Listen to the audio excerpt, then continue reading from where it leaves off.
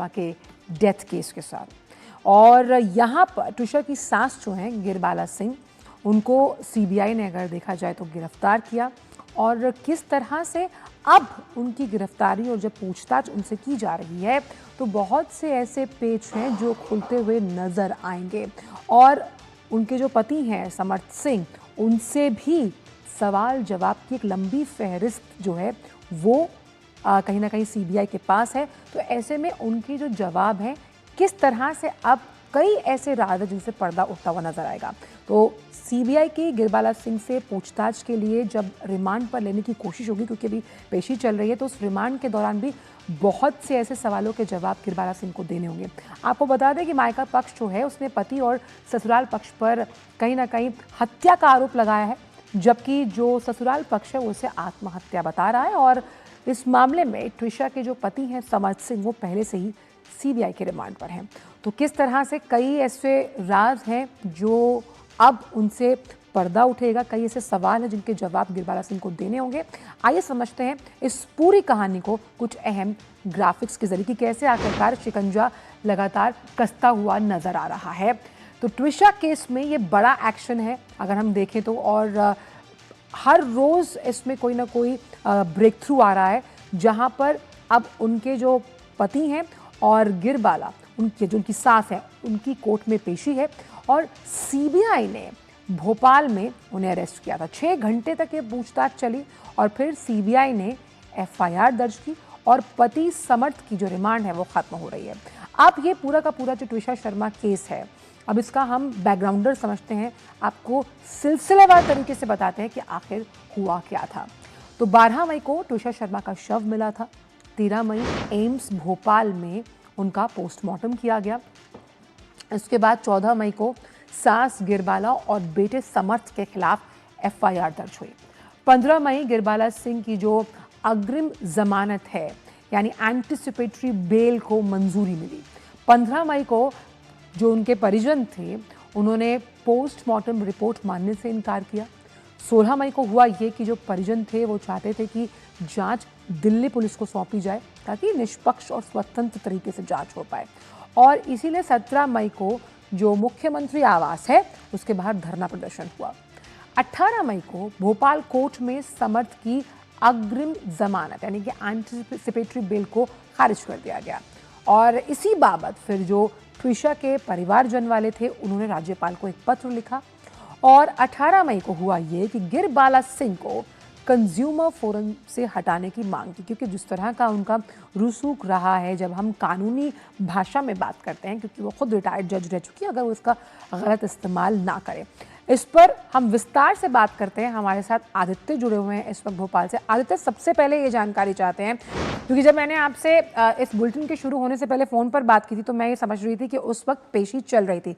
क्या पेशी खत्म हो गई है? और अगर खत्म हुई है तो सीबीआई ने कितने दिन का रिमांड मांगा है गिरबाला सिंह को लेकर? आंचल, जो टाइमलाइन आप बता रहे थे उसको अपडेट आप कर लीजिए, क्योंकि 5 दिन की सीबीआई रिमांड जो है वो मिल गई है दोनों की, समर्थ और गिरिबाला की सीबीआई को। और कोर्ट ने जो है 2 जून तक दोनों को सीबीआई रिमांड पर भेज दिया है। ये हम अपने दर्शकों को एक बड़ी खबर, बिल्कुल आप जो बात बता रहे हैं हम एक बार फिर से बता देते हैं। क्योंकि इनको सीबीआई लगातार इंट्रोगेशन के साथ करना चाह रही थी। गिरिबाला से को कल गिरफ्तार किया था और कोर्ट ने कल चूंकि पेश नहीं कर पाई थी तो आज कोर्ट में पेश किया गया। आज समर्थ को सबसे पहले मेडिकल कराया गया उसका, क्योंकि आज उसकी भी जो है रिमांड खत्म हो रही थी। तो उस दोनों को, माँ और बेटे दोनों को, यानी कि ट्विशा के पति और ससुर दोनों, सास दोनों को भोपाल कोर्ट में पेश किया गया और वहां पर जो है दोनों को रिमांड मांगी गई उनकी, और 5 दिन की रिमांड जो है वो सीबीआई को मिल गई है। और अब देखिए, अब बहुत अलग अलग एंगल से जांच होगी। दोनों को साथ बिठाकर भी पूछताछ की जा सकती है, ये पूरी संभावना है। समर्थ से अलग पूछताछ, गिरिबाला से अलग पूछताछ की जा सकती है। इसके अलावा जो सबूत मिले हैं घर के अंदर, सीसीटीवी फुटेज हो, चैट्स हो, और जो तमाम आरोप परिवार के द्वारा लगाए गए हों, इन तमाम सबूतों के आधार पर भी इनसे पूछताछ हो सकती है। 360 डिग्री कैमरा एंगल जो है वो ऑलरेडी कल गिरिबाला सिंह के घर के सामने लगाया गया था, और उससे फायदा ये होता है कि जो एविडेंस और जो पूरा 3D मैप जो है घर का, वो किस तरीके से गतिविधियां हो सकती हैं उस पर सीबीआई जांच करती है। तो वो एक नई तकनीक थी जिस पर सीबीआई वहां काम कर रही है। एक टनल टेक्निक भी कहा जा रहा है कि उसको भी सीबीआई अपना रही है इस पूरे केस को सॉल्व करने के लिए। तो आंचल ये मान सकते हैं कि सीबीआई कोई मौका नहीं छोड़ना चाहती या कोई ऐसी चीज नहीं छोड़ना चाहती जिससे अगर कोई दोषी है तो वो बच सके। ये मान के चलिए कि अब अगले कुछ दिनों में कुछ और बड़े खुलासे सामने आ सकते हैं। बिल्कुल, इसमें इस खबर के कई एंगल हैं और उसमें एक एंगल ये भी है कि जिस सीसीटीवी फुटेज का हवाला लगातार दिया जा रहा है, जहां पर ट्विशा के इस पूरे केस में गिरबाला सिंह के बारे में ये कहा गया कि उनके चेहरे के हाव भाव भी बहुत कुछ बताते हैं। तो ऐसे में इस पूरी पूछताछ में वो जो सीसीटीवी फुटेज है वो कितनी भूमिका अदा करता हुआ नजर आया, और खास तौर पर गिरबाला सिंह के सीडीआई यानी कि कॉल डिटेल रिकॉर्ड्स।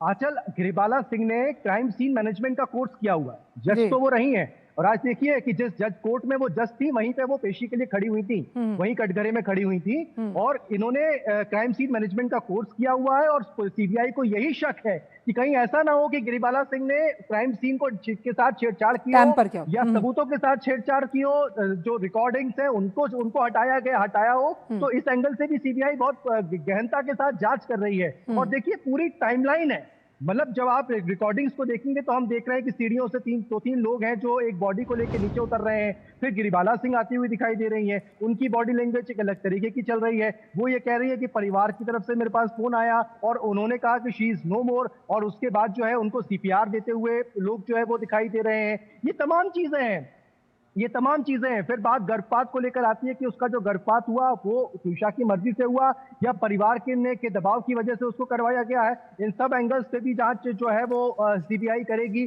क्योंकि परिवार लगातार ये कह रहा है कि हत्या का मामला है, क्योंकि पोस्टमार्टम के समय उसकी बॉडी पर कई सारे निशान थे जिनसे ये साबित होता है कि उसको मारा गया है। इसमें एक 2 फोन थ्योरी भी है जो कहीं ना कहीं बताते हैं कि ट्विशा के पास 2 फोन थे, और ख़ास तौर पर उस पर्सनल फ़ोन में वो पर्सनल व्हाट्सएप चैट्स हैं जिनसे इस पूरी जांच का दायरा बढ़ेगा। और मुझे लगता है कि कहीं ना कहीं देखें तो एक बहुत बड़ा ब्रेक थ्रू मिल सकता है सीबीआई को।